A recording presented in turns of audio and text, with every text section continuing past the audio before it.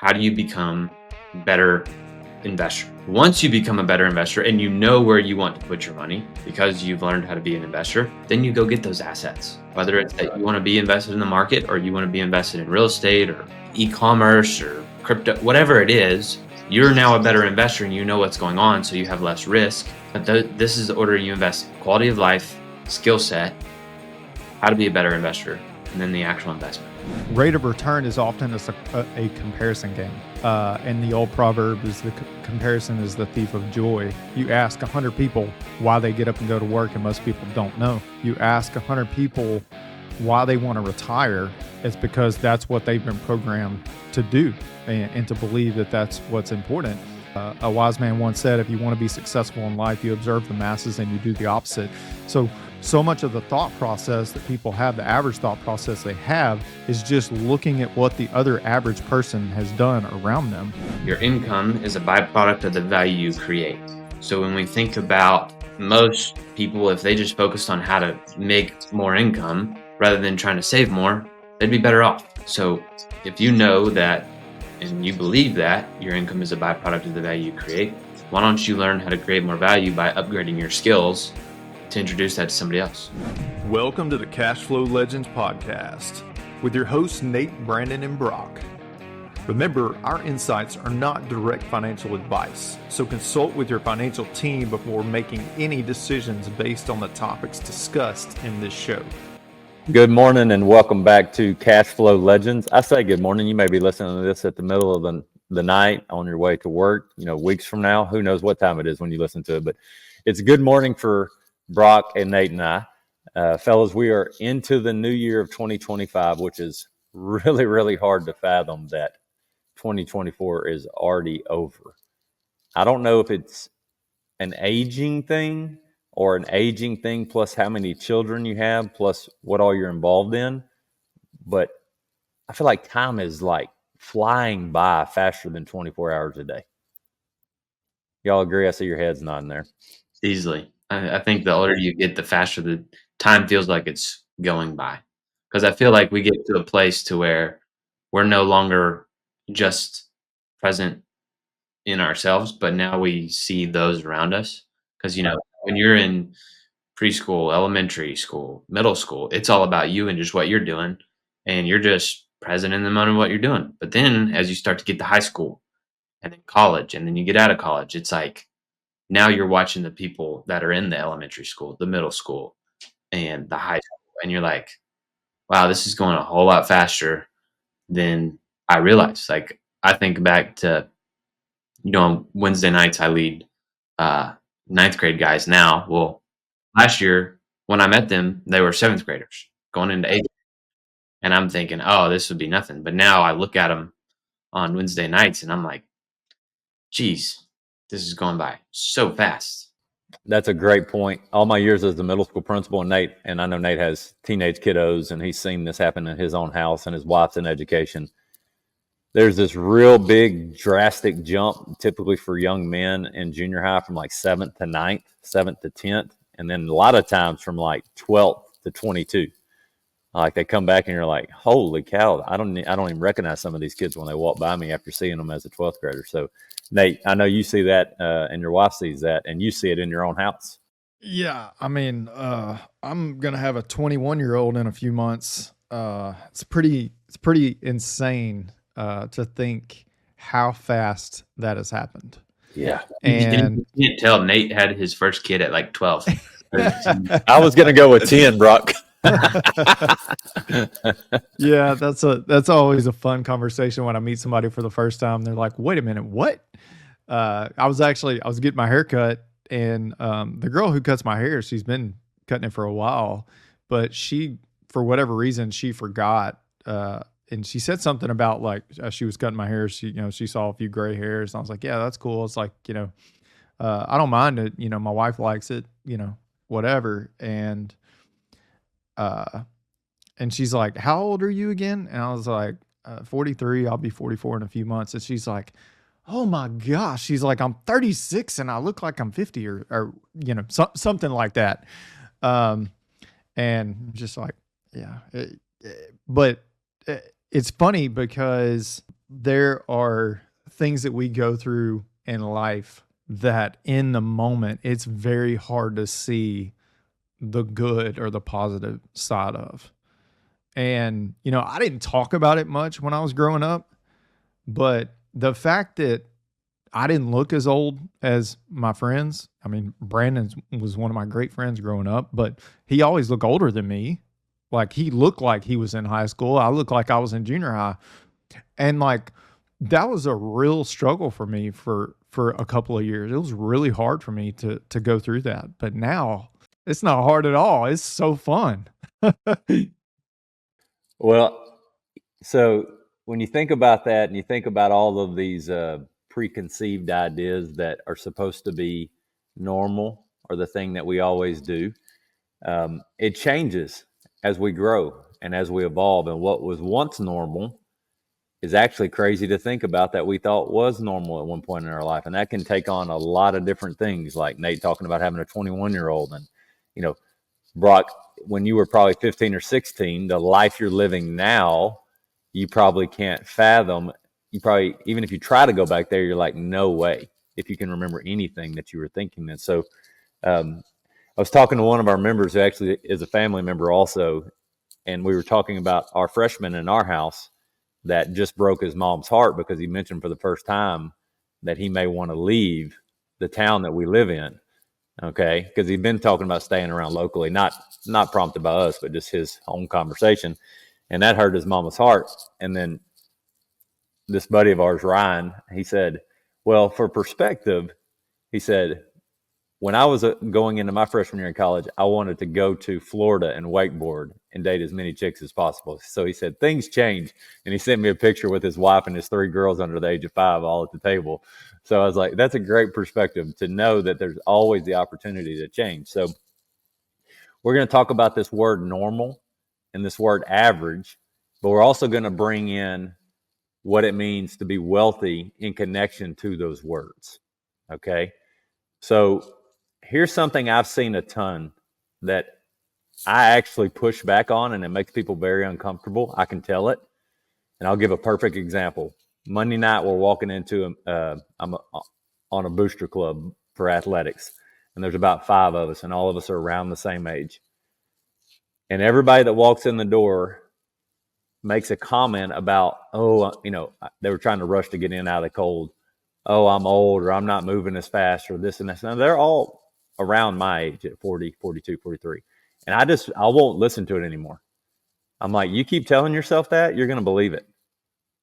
And your body will start responding to what you tell it. And it's no different with wealth. Last week, we learned about how banks make money. The reason that banks make so much money when we deposit in there is because we've believed what they've told us for so long. It's become the norm. But once we know what's going on, then Nelson, like he said, in Becoming Your Own Banker, will know what to do. So I would say right back to him, hey, you keep believing that, you're going to age way faster. And it makes them uncomfortable. And I'm like, I feel great. Even if I don't, my brain follows that and my body follows that better than if I say I'm getting old. And so, Brock, you're younger than us. You got a baby face like Nate, so lean into it and enjoy it. But where is the, what's the word I'm looking for? Where's the rub, or what's really being missed in relation to normal, average, wealthy, or the ability to create wealth compared to what most of Americans are doing daily as it relates to money? That is a big question. Big question. Whenever I think about wealth building and the average American, I often go back and think through it's all surface level. None of them actually know or want to discuss what they actually want. So to me, you have to first define what it is that you truly want, and you have to define what wealth means to you. So for me, wealth means your ability to be present, and wealth is the byproduct of a life well lived. And I was having a conversation with a young guy. He's crushing it, making, low 6 figures as a 26-year-old. And I was going through our normal process, hey, what is it that you want? What do you want to do? He's like, man, I just want to make sure I invest my money good. I want to buy a business one day. And I said, okay, great. Well, why do you want to buy the business? And we kept going on and on and on to have him finally say, to know that I'm okay and that I have time to do the things that I want. That's what most people want, but they won't say that. What they'll say is, oh, well, this rate of return is not good enough, or I need a better rate of return. I need a higher rate of return. Well, this guy's getting this rate of return, or so and so says I can get a 10, 12% rate of return, but you're not showing me that, or I need to buy real estate. It's like, no, no, no, no, no. Let's back up for a second and let's actually identify what it truly is that you want. Not what you want financially from a standpoint of what you own or the rate of return you get, but from a standpoint of the life that you're actually living. And from there, then you'll be able to decide what it is that you want, where you want to go. Because at the end of the day, if you knew that you were going to be okay and you'd have enough money for the rest of your life to do anything that you wanted at any point in time with whoever you wanted, but I told you you could only have a 4% rate of return, you'd probably say, well, if I'm guaranteed that I'm going to be okay, I'll take it. But most people can't see that. What we have observed in this space that we operate in, and I've said this before, rate of return is often a comparison game. And the old proverb is comparison is the thief of joy. And there's a lot of people, I think about The Strangest Secret, Earl Nightingale, and he talks about how you ask 100 people why they get up and go to work, and most people don't know. You ask 100 people why they want to retire, it's because that's what they've been programmed to do, and to believe that that's what's important. And so much of the average thought process, and one more quote that I often say is, a wise man once said, if you want to be successful in life, you observe the masses and you do the opposite. So much of the thought process that people have, the average thought process they have, is just looking at what the other average person has done around them. All right.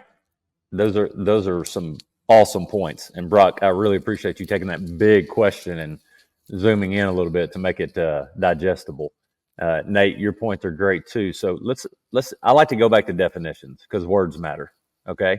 So I'm looking at normal, conforming to a standard, usual, typical, or expected. So normal doesn't necessarily have to be bad or good, depending on how you view it. So, Nate, Brock, and I are all part of groups of men that hold each other accountable in different areas of life. That is normal to us. I met last Friday with another group at 5 a.m. to go through Romans 10 and to fellowship and to pray. That is normal to me. If I tell 100 other men that I do that, even in my church, that is not normal to most of them. So we've got to get real clear on, are you okay with your normal?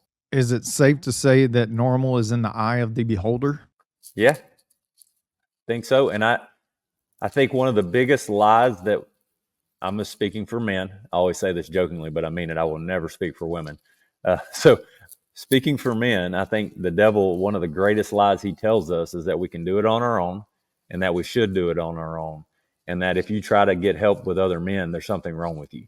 I see it every day. It's a part of my conversations 24/7. And Brock, you're alluding to that when this young, successful 26-year-old, by all accounts, is successful, but he doesn't know yet why he wants to do what he wants to do next because he hasn't defined what normal was for him. Normal is control of time. Normal is control of being able to pour into the things that matter to me the most. Okay, well, if that's the normal you want and you're not there, then that means that there has to be a normal mindset of leaning into growing and being around new thought processes, because the normal you're living in is not getting you where you want to go. So, Brock, you mentioned the wealth definition earlier. It's a question I ask a lot now. Probably stole it from you, so I'll try to give you credit from now on.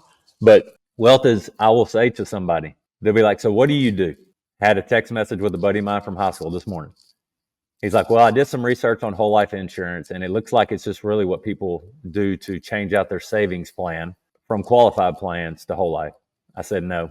I know him well. Okay, that's not somebody I just met. I said, no. He goes, what do you mean? I said, you're thinking about it as an investment product instead of a living process. I said, could you use it for that? Yeah. You could also use it to buy a business. You could also use the mindset to invest in your family. So I said, what is your greatest asset? And he said, what do you mean? Where I have my money? Where do I have the majority of my money? I'm like, no, what is your greatest asset? And I always say, other than your relationship with Jesus. And he's like, my time. I said, okay, we're getting somewhere now. Do you control your time? Well, no, I go trade 40 hours a week to, get 4 weeks off, 6 weeks off, whatever. Are you pleased with that normal? Well, no. So do you want to lean into a new normal? So I love that thought of it's in the eye of the beholder, Nate. And most men start agreeing to die at 35 because that's normal, and that's the normal they've embraced. It's normal to not be able to do a pull-up. If you're a 40-year-old man and you can do 5 pull-ups, you're in the top 10% of men. Period, point blank. Okay? So what kind of normal do you want to live? And if it's not the way you're wanting to live, what do you need to do about it? So Brock, what kind of normals are out there that you see daily? Because you interact with a lot of younger business owners often that are successful. So let's talk to that crowd. What kind of normal do you see often that you help with the power of questions, help them get clarity on if they're okay with that normal or they want to adjust it some? Normal for what I have seen younger business owners do is taking what a regular, typical financial advisor or parent or older figure in their life tells them that they should do without questioning what's going on. For example, I see so many guys under the age of, call it 35 who are business owners, and they're putting majority of their money in the stock market either through a retirement plan or a brokerage account because they went and asked their parents what to do, or they looked online, or they're meeting with some financial advisor. To me, that doesn't make sense at all whatsoever at that age, and if you're the business owner. Other typical things are not investing in yourself. And when I mean investing in yourself, I always talk about the 4 levels of investing for myself. Number 1, how are you going to invest in your quality of life? If you don't have any energy, if you don't know how to show up, it's all waste anyways. I've been there. I've ran the business as hard as possibly can, and then, my health goes to the side. It's not fun. Like, you can't run that way for so long, or everything that you're building to enjoy the life that you say you want to enjoy isn't going to be worth anything because you're going to be sick. The second is, how do you invest in yourself to grow a skill set? Because if you know that your income is a byproduct of the value you create, then that is where you need to invest. And your number 1 investment is the thing or business that puts the most amount of money in your pocket. Number 3 is, how do I become a better investor? So that now when you have even more surplus, you know where to put it rather than asking everybody else, where should I put my money? Well, if you don't know where, guess what? You need to go learn so that you do know where to put the money. And then lastly is, once you find out what to do with that money, go put the money there. Brock, you just described perfectly a system, and a system keeps us in our normal or helps us get to a new normal. So let's just do a little guessing game here. If you, Nate, and I were talk to 500 individuals this week, which would be pretty cool. It'd be a lot of talking, but I would not talk. Brock would, Nate would, he'd love it. And we asked them, we just went to the true normal. Okay, do you budget? Oh yeah, I've got a spreadsheet. I do this, I do that. And then the next question was, where in your line item and what order of priority is investing in yourself? And you just listed those 4 categories or those 4 segments you just said, Brock. The average male American that I talked to, I was one of them, so I'm not talking at anybody. It was me at one point, had none of those 4. Or one of those 4, but it was based off of what someone else told them and they couldn't explain why. So it reminds me of a story I read this morning, I think, which is a version of investing in yourself, reading, which is almost free other than time and buying a book or getting on YouTube. It said Vince Lombardi, when he met with his championship teams before their ever championship team started with, this is a football. And he didn't make any assumptions. John Wooden said, these are your shoes, these are your socks, this is how you put them on, this is how you tie them, and this is why. Because if we can't do those little things right, how could we ever expect the ability to handle the bigger things? Like when the game's on the line and there's 2 seconds left and We need to run a play. And so that scares some of us because it requires us to think that we have to bring structure into our life. And normally, structure to the normal thinking mind in America means lack of control and lack of comfort, which in reality is the opposite of what we know. Go ahead, Nate. So I think a weak-minded individual is terrified of accountability. Mm. And why'd that make you laugh, Brock? Just because they are weak people. Yes, you are correct. Cool. So I want to make sure that you weren't anyways. So I had a thought about what we were talking about earlier, and it revolved golly, the thought just left my head. No, it didn't. Maybe it'll come back. It'll come back. Yeah. So normal is not bad. Just like ignorance is not bad. All right, Nate, go ahead. I'm back. So I think what we're really saying is that average should not be your standard. And when we think about what that looks like, now you can look at each aspect of your life. We're not just talking about finances. We're talking about faith, family, fitness, and finances. And if you look at the average individual and how they are viewing each one of those areas of their life, in most cases, those are very low standards.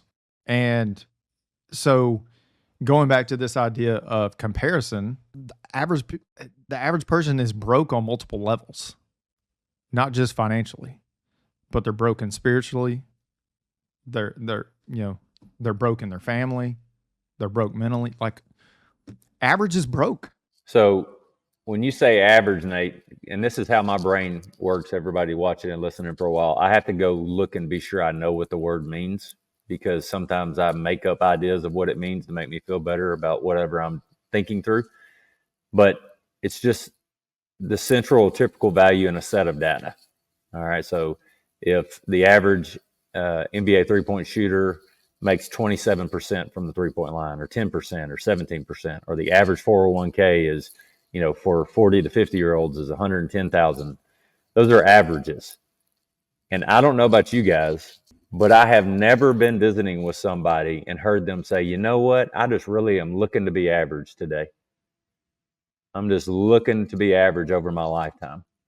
Deep down, anybody that I ever talked to, that y'all ever talked to, especially if they've made it to us to have a conversation, is truly looking for ways to redefine what normal and their average is. And they're always looking to grow. So for my 40 plus men out there, can you do 5 pull-ups? It has nothing to do with the 5 pull-ups. But if you can't do 5 pull-ups, you are average in that area. That's not a knock on anybody. That's not being ugly. That's just math. Okay? So then we have to go, when it relates to finances, is my normal and is my average creating the life that I define as successful? Now, here's the thing. Most people that we get to visit with, what they love about our process is we make them think about what they think. We don't tell them what to think. Hey, what does wealth mean to you? Like Brock alluded to. And when you really start digging into that, Brock, you start figuring out that thinking is a very good new normal to lean into. Because I'll add to that, a lot of people don't like the fact that we're asking those questions because they feel like we're not getting anywhere. Why are you asking this question? That, who cares? Just show me the product. Show me the thing that we're supposed to be doing. Like, who knows what you're supposed to be doing if you don't know where you're going? The Lord's been really pushing me to simplify things because I can over-explain things. And so I just will constantly hear something and then try to write it out in a couple of words or a drawing, which has been really good to me. There's a book I read years ago about the art of drawing to communicate. And Chris Bay, one of our mentors, is exceptional at this. He can take any large concept that's really hard to understand and digest, and he will draw it down to kindergarten stick figures. And it really makes a ton of sense. And so in that regard of drawing it down to, to stick figures, if I don't know why I want to do something, then I'm definitely not going to know how or when. So you got to know why, which requires education, knowledge, leaning in. Then once you're more clear on why you want to do that, why does wealth mean that to you? Why does freedom mean that to you? Then you start diving into, okay, well then how do I do this? And when do I do this? But if we said, I want you to drive 1,000 miles to this location in your car, but we never gave you the location and you didn't know why that was a location, you could put yourself in a bind by just hopping in the car and going the wrong direction. And I think that's what normal and average is as far as financial thinking for most Americans. Why do you contribute to your 401k? Why do you match your qualified plans? Why do you think that they give you a match? Why do you think that Social Security is so important for you to have? Why do you think that a mortgage is actually a death commitment? Like, why do you think these things are right in front of us, but we don't understand they've been created as a normal? So I say all the time, we have the luxury of having genuine, in-depth conversations that force people to decide if they want to keep their normal and average that they're used to or change it. And that's all we ask them to do. I was on a call this week with a guy, and I was giving him some action steps, giving him some homework. And I said, hey, I'm giving you some homework, but let me just tell you what we have found is the people who are willing to do the homework are the ones that are going to have the most success with this process and adopting this in their life. So something that we say often is let the work be the filter. And the work is a great vetting process for who is interested in real change in their life versus who's just, giving you lip service. I hadn't even told you this, Nate, but I've started saying growth work because homework to me was something I had to do that they made me do in school. Growth work is a conscious choice of like, I want to grow in this area. And so I'm going to learn about this and I'm going to ask questions. And so, Brock, what's maybe a story of somebody you've interacted with maybe at the end of 2024 going into 2025 where their work and recognizing that this normal that I've been living is fine, but it's not going to be my normal anymore, and what they've done about it over the past, couple interactions or even over the last year or two, if it's somebody that jumped to your mind? I've had a few conversations around this, and I think it's because of who I surround myself with. But, I got a couple team members of mine where, every Monday and Wednesday when I have my team meeting, I walk through each of our people's, what are you grateful for? What are you working on professionally? And what are you working on personally? And that keeps us engaged with, where are people at? How do we hold them accountable in a group setting that's very nice and polite and not as direct as some people can take? And, one of my friends, dear friend of mine, it's cool. We've been friends since kindergarten. And he used to be not a bodybuilder, but he would do Olympic lifts and he moved some heavy weight, to say the least. And since then, he stopped it. But, we talked about the fact that he wants to get back into the gym, lose some weight, and, be more flexible, be more active. And I told him, hey, I would like to gain more weight and get my cardio up and just work out consistently in general, especially as I have travel going on. While we also had a friend there that's been a specimen of a human being and he just works out all the time. And we all found that, hey, this is going to be our new normal from here on out. And what I like to say is you can either be the thermometer or you can be the thermostat. You get to pick. And when you finally pick that you're going to be the thermostat, then you now know that you can set your new standard and that's what you're going to go after. it reminded me, Brock, there's a great movie I've recommended to many men called The Forge. And there's something they say in that movie that says you can either be the fountain or the drain. And the reality is that we all have a skill set and an ability that we three believe is straight from the creator of the heavens and the earth and anything that we've ever seen that's amazing. That's our Lord Jesus Christ. So when we know we're created in his image and we know he has created us to glorify him, then if we feel like we're walking around this earth without purpose, something is out of alignment.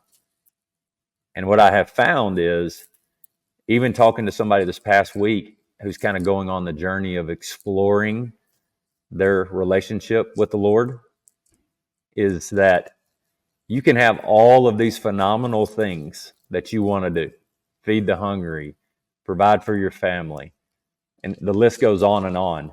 But if it's not beyond you and outside of your full scope of understanding that you came from a creator, there will be something missing. And I hear it in every conversation that I have all the time with men. Well, I just don't know what my purpose is. Well, let's start there, because you have one. It's not if, you do have one. And so that's that thermometer thing, Brock, because that makes some people uncomfortable, but it also figures out real quick who's serious about leaning in or who's going to let it haunt them till the day they die. And it reminds me of what Jocko says: discipline is freedom. Discipline is not a bad thing. Lack of discipline, if I have no discipline, is still a discipline. It's just not a productive one. Okay. And so we don't talk a ton lately about becoming your own banker, whole life insurance, all of this, because here's the reality.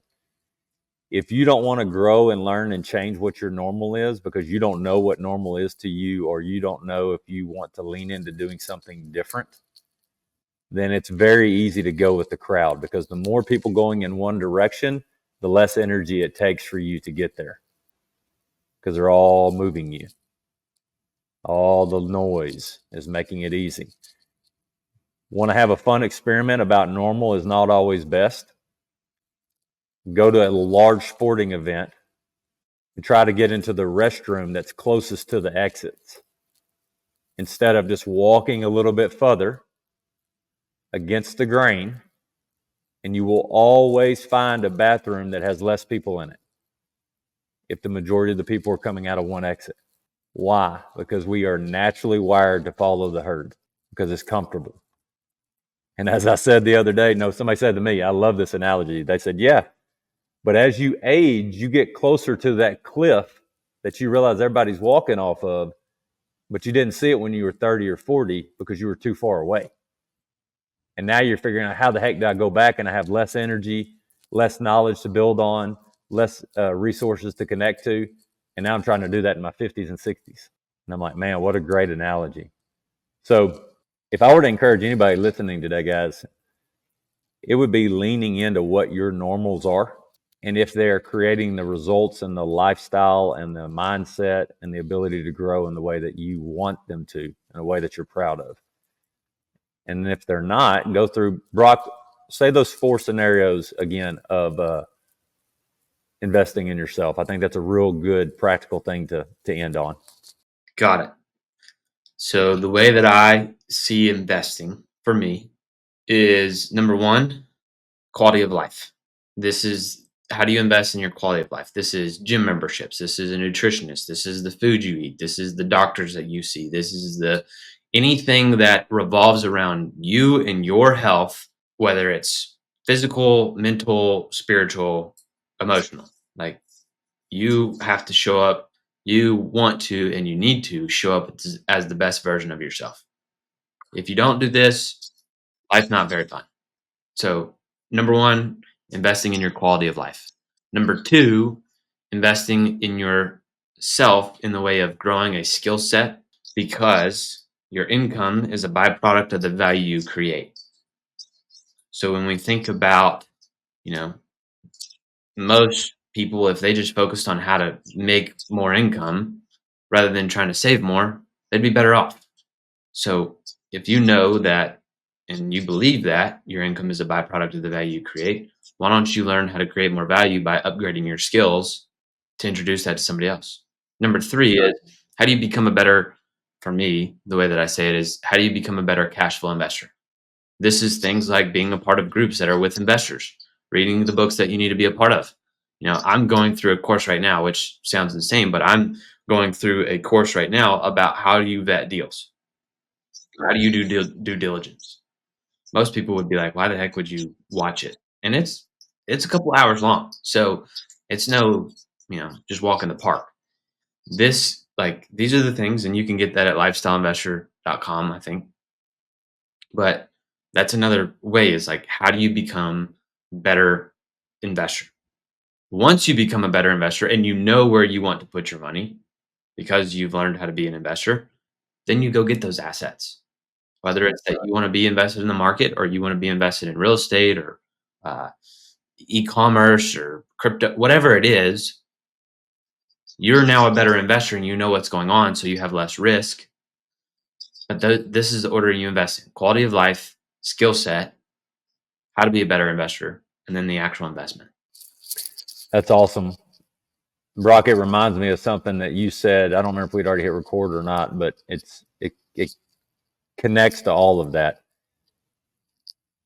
If we knew that we were going to have the quality of life that we were clear on having, that we knew was the most important, and we knew that that was going to occur, and we said you're only going to get a 4% rate of return on your money for the rest of your life, but that is going to happen for sure, and this is how.